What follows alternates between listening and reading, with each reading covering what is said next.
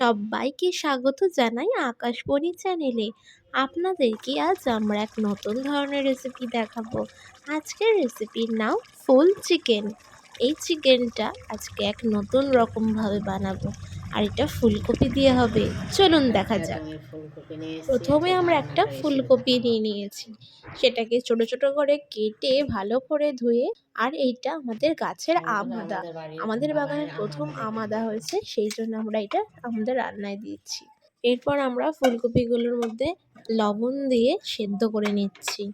তারপরে ফুলকপিগুলো থেকে জল ঝরিয়ে তার মধ্যে আদা রসুন বাটা, বেসন, কাশ্মীরি লঙ্কার গুঁড়ো, জিরের গুঁড়ো এবং হলুদ গুঁড়ো দিয়ে স্বাদ মতন লবণ, একটা ডিম দিয়ে ভালো করে ফুলকপিগুলোকে মাখিয়ে নিচ্ছি।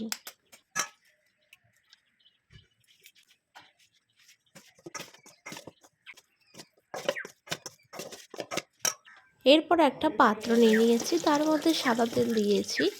তারপর তেলটা গরম হয়ে গেলে এক এক করে ফুলকপিগুলো আমরা ভেজে একটা থালায় তুলে নিচ্ছি।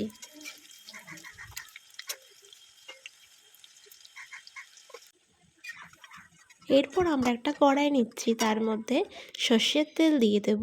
তেল গরম হলে তার মধ্যে গোটা জিরে দিয়ে দিচ্ছি। তারপরে দিচ্ছি পেঁয়াজ কুচো এবং চেরা কাঁচা লঙ্কা। পেঁয়াজগুলো আমরা ভালো করে গোল্ডেন ফ্রাই করে নিচ্ছি। গোল্ডেন ফ্রাই হয়ে গেলে তার মধ্যে আমরা চিকেনগুলো দিয়ে দিচ্ছি। 1 মিনিট ভালো করে নাড়াচাড়া করার পর তার মধ্যে দিচ্ছি হলুদ গুঁড়ো, জিরের গুঁড়ো, কাশ্মীরি লঙ্কার গুঁড়ো, স্বাদ মতন লবণ এবং আদা রসুন বাটা।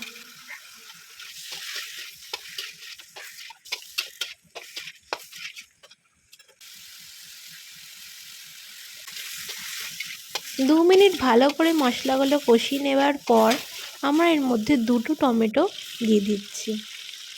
দেখুন আমাদের চিকেন কষানো হয়ে গেছে, কি সুন্দর চিকেন থেকে তেল ছাড়া শুরু করে দিয়েছে।